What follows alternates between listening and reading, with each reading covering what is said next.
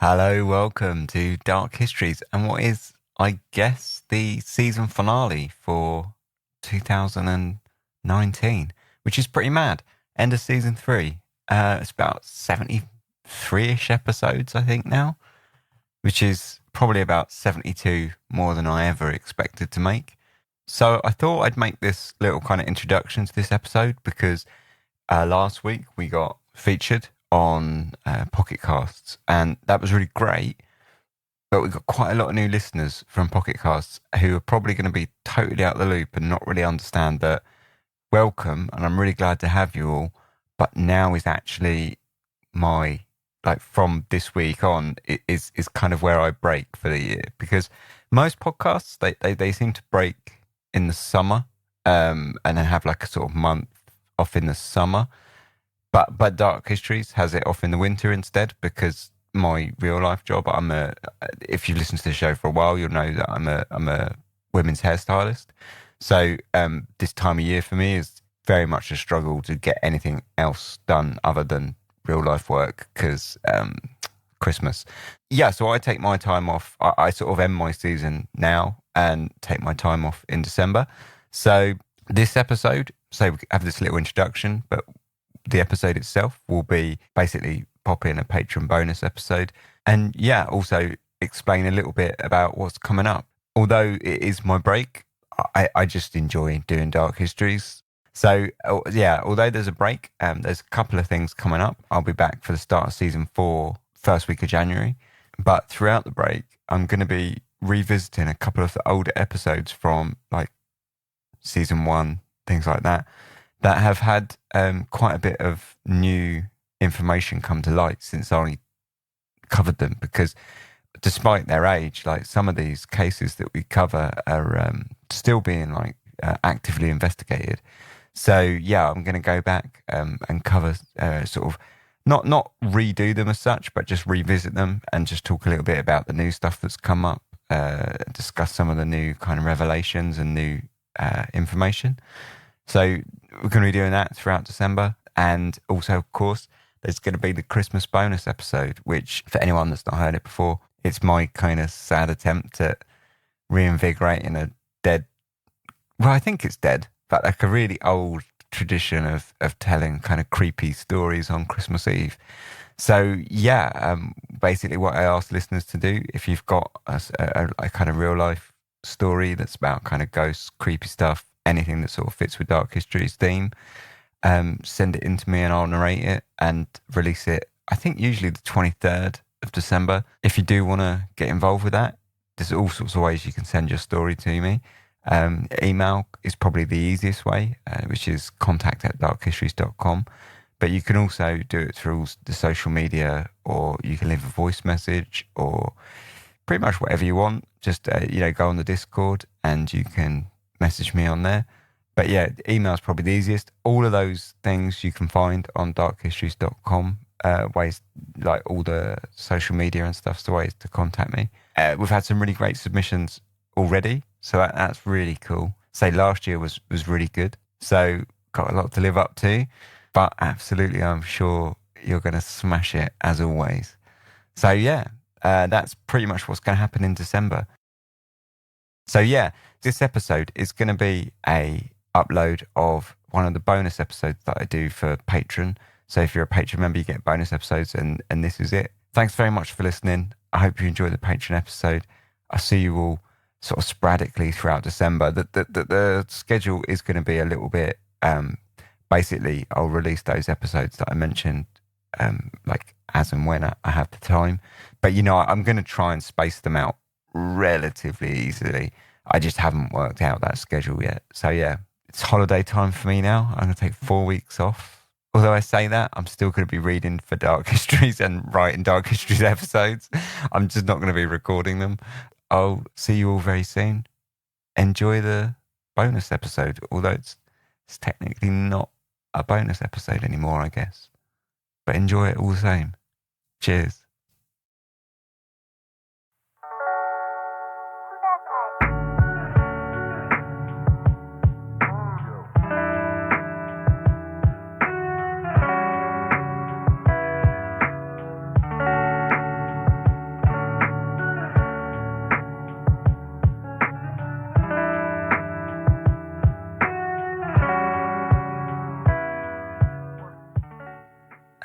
welcome everybody to what is going to be the first of, for the foreseeable future, monthly bonus episodes for the patron. To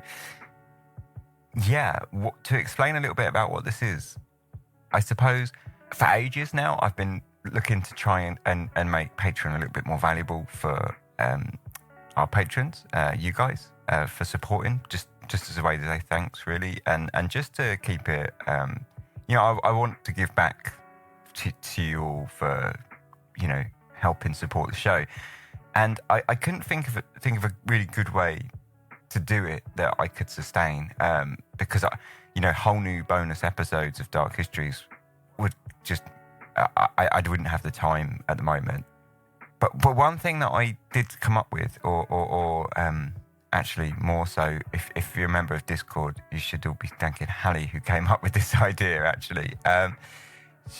She mentioned basically that I used to do the Yesterday Today, and I really enjoyed doing Yesterday Today. But what happened with that? So a few people, I'll get this out of the way. So a few people have asked me what's going on with that.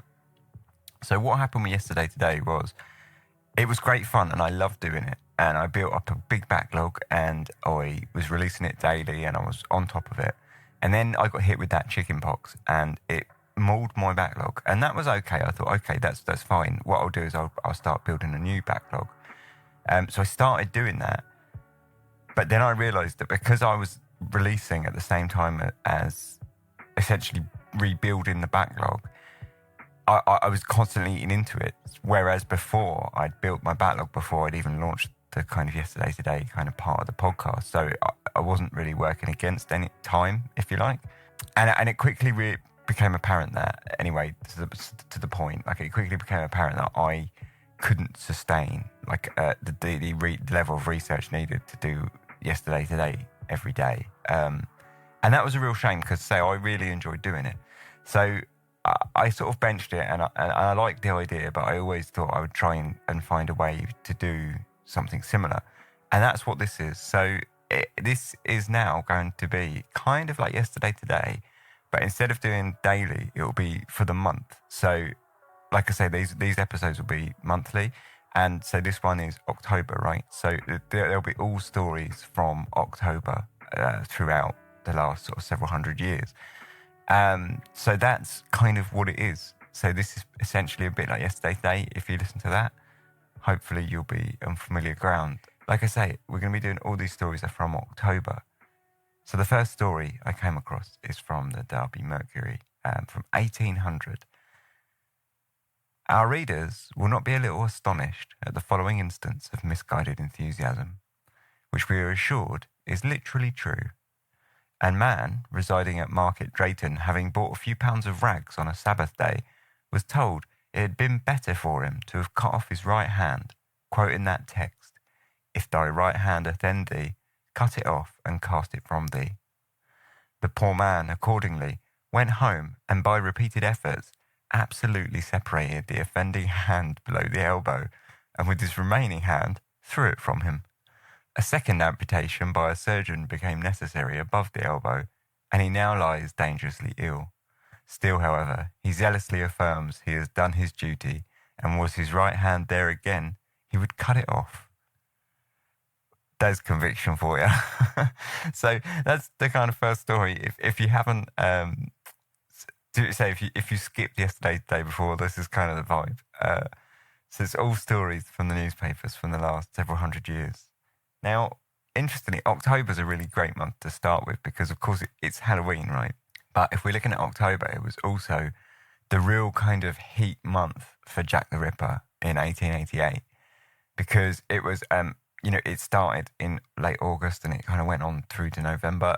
By October, it was really, the press were really on fire with Jack the Ripper stuff. And even on the days when, it would be really easy for me to fill this episode up just full of the reports of Jack the Ripper, but, you've all kind of heard that story before, right?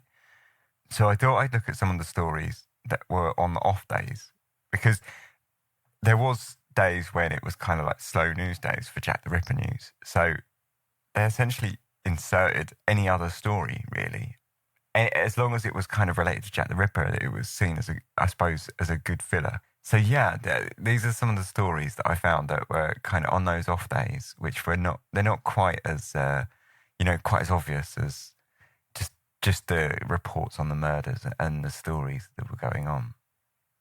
So this one's from the Globe in obviously 1888, and it's the story of, well, I'll let the headline tell you it: fatal result of a practical joke. A terribly tragic ending has followed a practical joke in which a man declared he was Jack the Ripper. A young lady named Milligan, aged 21 years of age, has died at Kilkeel, County Down, under the following circumstances. A fortnight since, Miss Milligan was out walking with two lady visitors, and all three were startled by the sudden appearance of a man who, impersonating the Whitechapel monster, brandished a knife, exclaiming, "I'm Jack the Ripper." During the evening, Miss Milligan became hysterical, and the next day fever set in, which terminated fatally. The sad event has caused much sympathy with the relatives of the deceased, and the police are on the lookout for the man. Ah yes, the strike of hysterical women. Almost our first story and our first mention of Jack the Ripper, and straight away in there with hysterical women, which if you might find as a bit of a shock if you're not familiar with the papers from the Victorian era, because that they basically blamed hysterics for almost everything, and that there's medicine to cure hysterics and all sorts. I don't really even understand what it even entails, and it's all I can think is that it's playing on that the Victorian idea that women were prone to sort of fainting fits and hysterics constantly. They, sort of always relying on a man to kind of carry the burden of their emotional side or whatever. It's very it's very prominent if you read the news from Victorian newspapers. This idea it's absurd, really. So next, the stories from the Belfast newsletter. Oh, again, it's obviously on one of those days where Jack the Ripper news was slightly slow. Sheffield on Wednesday. A coroner's inquest was held at Sheffield today on the body of Mrs. Teresa Unwin, who had committed suicide by cutting her throat. She had recently been in low spirits and was under medical treatment. On Monday last, she told her husband that she had had a dream and thought that Jack the Ripper was after her. Soon afterwards, she was found with her throat cut. A verdict of temporary insanity was returned. She committed suicide by cutting her own throat. That's savage, and I'm not sure if that's what happened.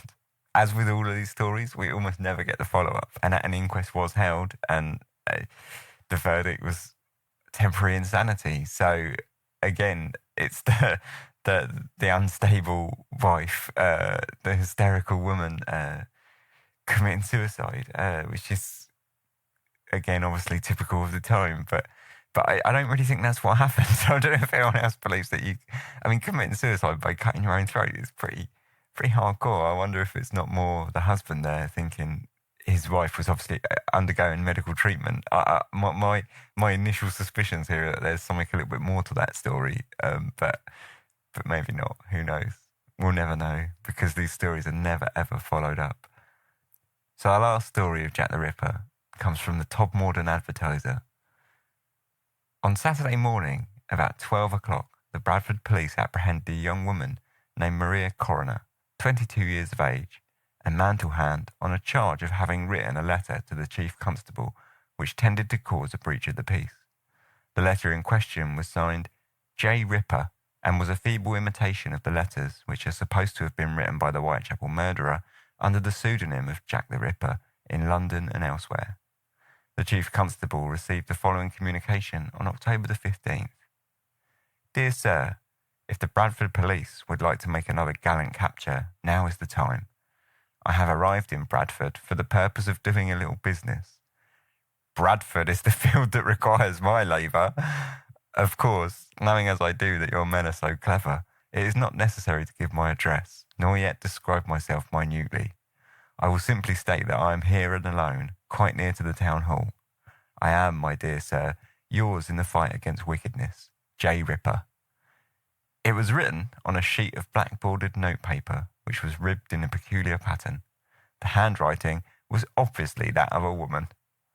So that's quite interesting because obviously when you read about Jack the Ripper, you always read that the police and the press were inundated with these hoaxes of letters, but very few times do people go into those letters because obviously they're just hoaxes, they're written off or whatever. And I found it interesting just how bad this one was, with the fact that this report included the letter. I loved it when I found it because it's quite a kind of unique little story there for actually including the letter.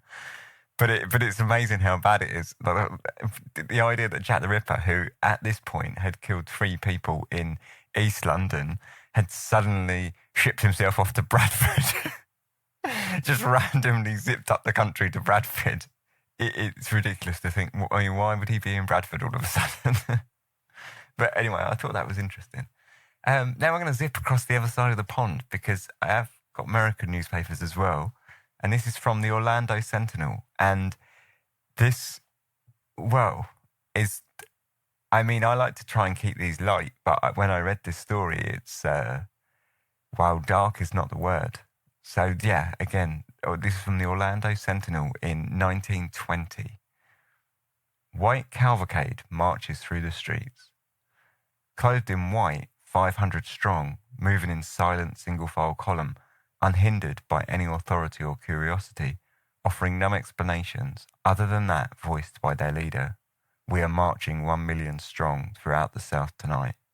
They came from out of the night to appear for a short while on the streets of Orlando last night, presumably a revival of that great secret organization which guarded the honor of the South in the troubled days that followed the Civil War, the Ku Klux Klan.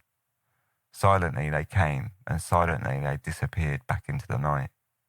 The long column, led by 3 figures on horseback, clothed with no other sign of rank than the flowing white costume that enveloped every member from head to foot, wended its way very slowly and silently through the principal streets to disappear finally out Pine Street. A veil of mystery hangs over the movements of the white cavalcade, a mystery that no one on the streets volunteered to lift. With their disappearance, Orange Avenue became emptied while automobiles darted hither and fro, seeking the direction that the column had taken. Groups of people stood in silence on the various streets as the white figures filed by. An air of silent curiosity greeted the white cavalcade everywhere. I know that this stuff happened, and maybe if you're an American listener, you might be sort of thinking like, yeah, what kind of thing at this point, but something that I find when I read the American newspapers is like how it was reported. I know it happened, but being distant from it, I don't realise sometimes how, it was reported on in the news and all the rest of it. It's really quite terrifying and quite dark. But to counter that, this is from the Brooklyn Daily Eagle 1 year before, and it's of the Cheese Club, which I don't know if that means cheese or cheese that means something else. I don't know if it's like literally dairy cheese, but Cheese Club entertains. Over 50 members of the Cheese Club of Bedford Council, KFC, under the leadership of Big Cheese Jim Gleason, went on Thursday night to the Brooklyn home for consumptives and gave an entertainment to the inmates who enjoyed the performance. The club hereafter will make an annual visit to the institution. The members expect to furnish amusement to the inmates of all the charitable institutions in this great city, regardless of race or creed. So there we go. That kind of counters the nastiness of the white cavalcade. You've got the Cheese Club, and that was a year earlier. So that kind of makes me feel a little bit better. But I don't understand what the Cheese Club was. They can't be. Surely they weren't entertaining with a piece of Wensleydale, right? Like that's a name for something else that I'm like. It's a slang for something that I'm missing. So if you know what that's slang for, please do get in touch and let me know, because all I know is that Big Cheese Jim Gleason probably didn't crack out his red Leicester cheese and start slicing it up in front of these consumptives and singing a little song whilst he did so. I can't see that, but maybe he did. I don't know. Let me know. This one, we're coming back across to England now. the Illustrated Police News from 1896. Now, the Illustrated Police News, for anyone that's not familiar, I mean, they did that whole episode on the Illustrated Police News, but it's usually quite tongue-in-cheek. A lot of it's quite... It's like a red top of today, you know. It's definitely the tabloid guff of today. But this story is called The Boy Highwayman. At the Yarmouth Police Court last week, a pale, diminutive boy named Daniel King, aged 8, had to meet no less a charge than that of highway robbery. On Saturday, King bailed up a boy 2 years his junior, whom he had reason to suppose was in possession of a sum of money that was worth robbing. His threats and intimidation were successful, and the unfortunate victim yielded up his purse, which, when examined by the 8-year-old desperado, contained exactly 1 shilling and 9pence, the result of a payment made to his father for the repair of some boots. King, forthwith, spent 1 shilling of this in sweets, and with a carelessness that is characteristic of the bold highwayman, he lost the balance of 9pence. The same afternoon, King had appropriated a lady's purse, which he had abstracted from her pocket with the art of an old stager.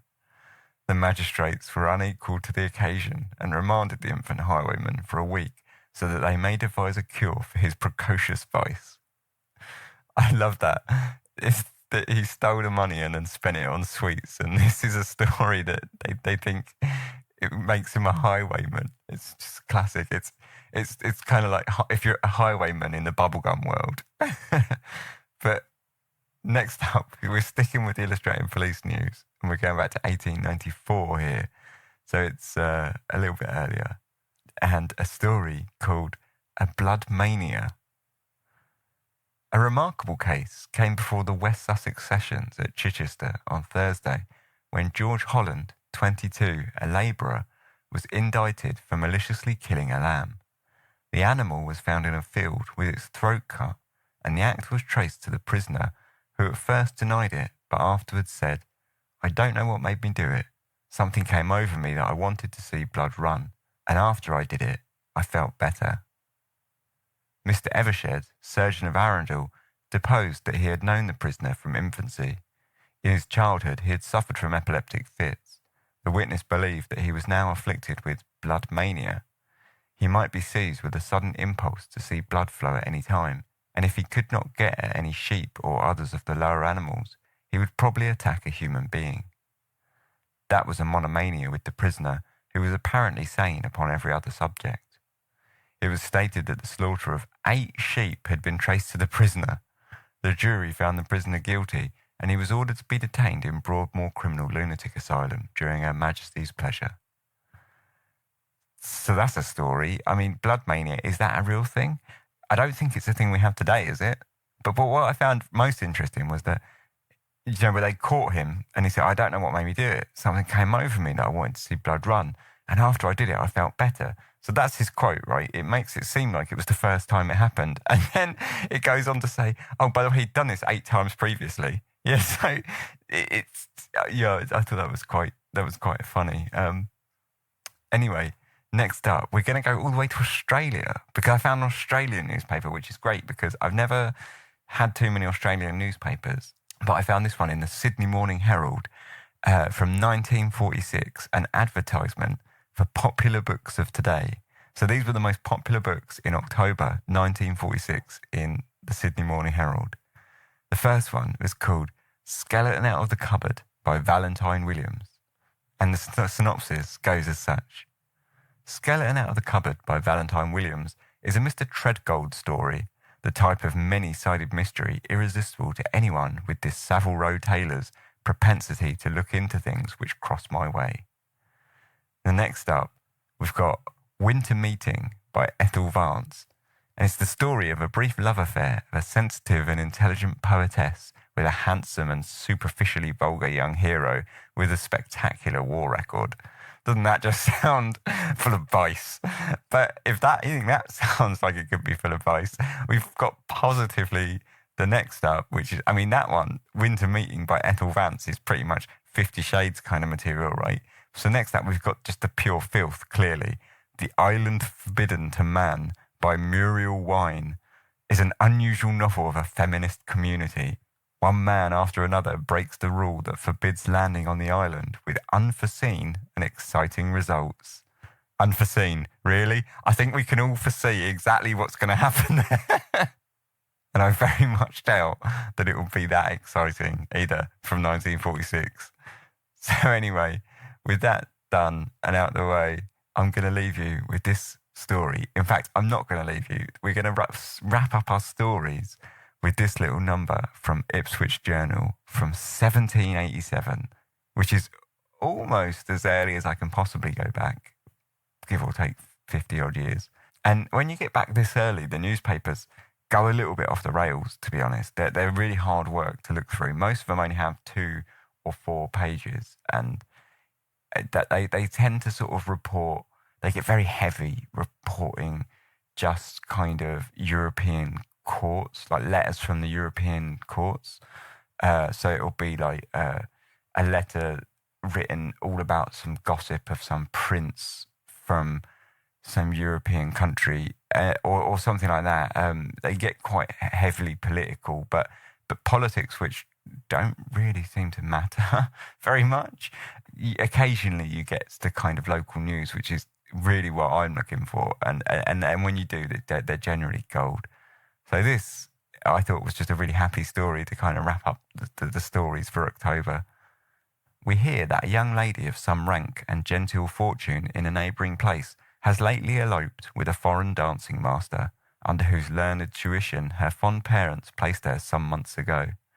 The enamoured pair evaded all pursuit by disguising themselves in the garb of a showman and his boy, and from certain circumstances it would seem they took the road to Waterford, from whence a vessel sailed for Havre de Grace 2 days after their flight. The lady, it is said, will inherit a fortune of £300 a year, with 2 cool thousands left by an uncle on her arriving at the age of 21, of which she wants but a few months. So I thought that was kind of a happy, fun story, just to wrap up our kind of stories. I love the fact that it's all a bit Blackadder, with the disguising as a showman and his boy. It all gets very Blackadder there, doesn't it? It very much reminded me of Bob.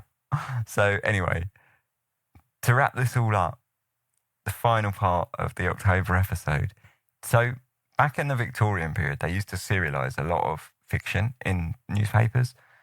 The weekly newspapers especially had like serialised fictions, and some of them are quite long, but I've managed to find a shorter one and a series of shorter ones.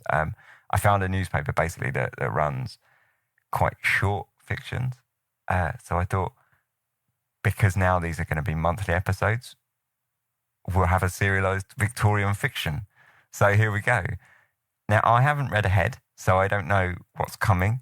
All I've read is this first chapter, because this is obviously what I wrote up for the script. So I'm going to learn the story as you guys hear it. So if this story is terrible, then we'll find out in about, a few months. Let's just go with it and see what happens. So this is from 1880, October in 1880, from the Illustrated Sporting and Dramatic News, and it's called The Ghost's Last Shot, A Story for the Winter Fireside by A.H. Whale. And this is chapter 1.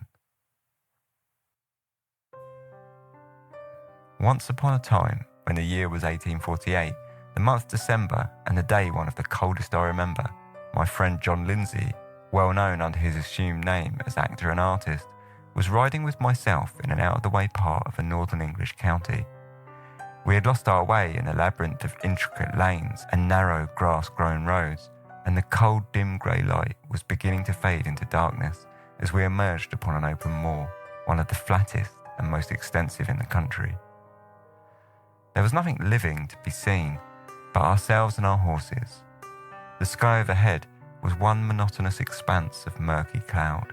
Snow was deep upon the earth, the keen icy wind due east, and over the ocean-like plain, shut in by drifting mist, reigned a solitude and silence so profound and deathlike as to inspire us with the most oppressive, gloomy feeling of awe.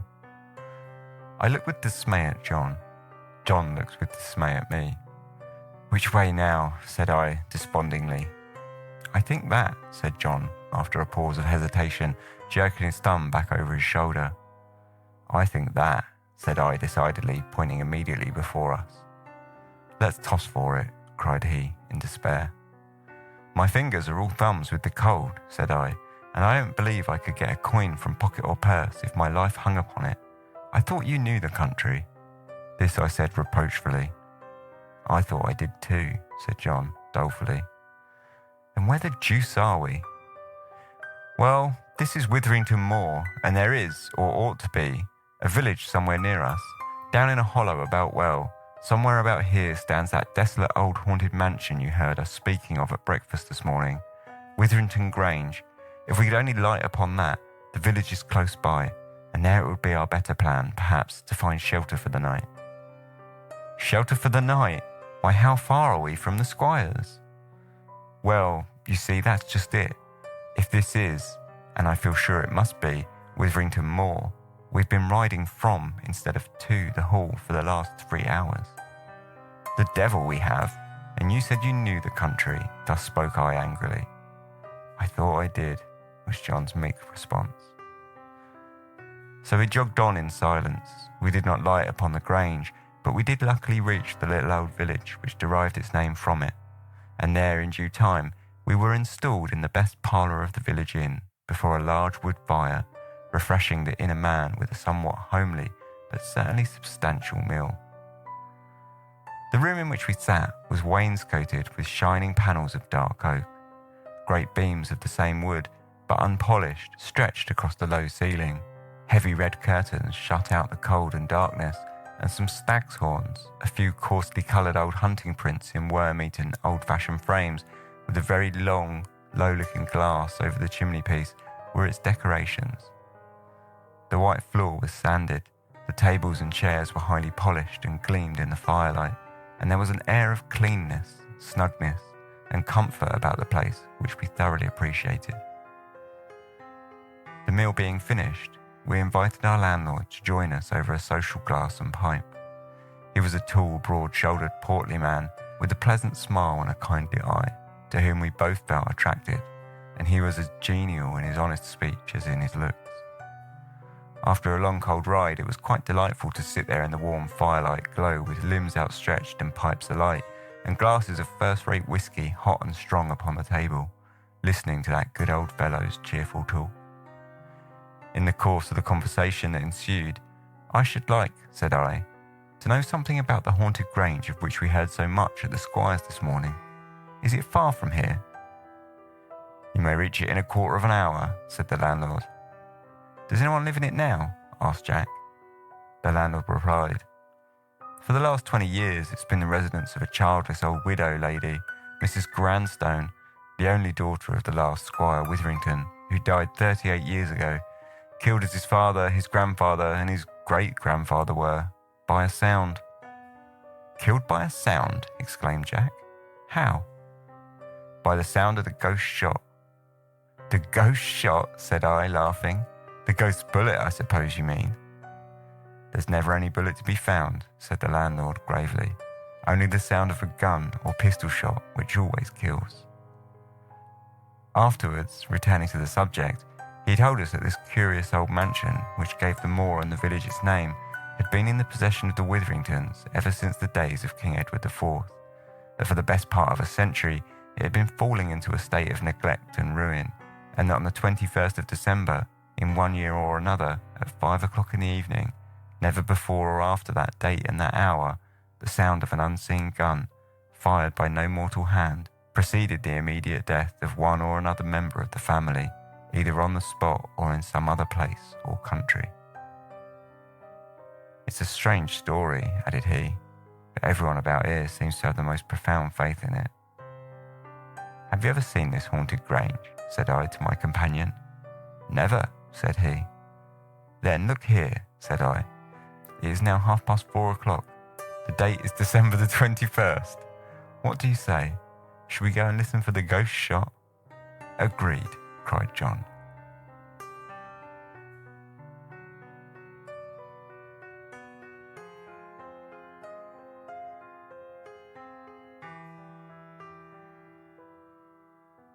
That sets us up for the rest of the story, which we will hear chapter 2 of next month.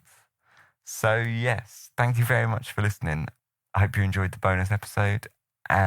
These are, I say, going to be monthly from now on. So, yeah, I will see you all.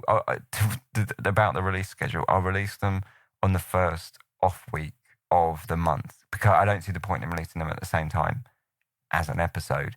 So, like a Dark Histories episode. So, I'll release it on the first off week of the month, every month. So, yes, look forward to that. Thank you very much for your support always. And yeah, I hope you enjoy the episode. Thanks very much. Cheers.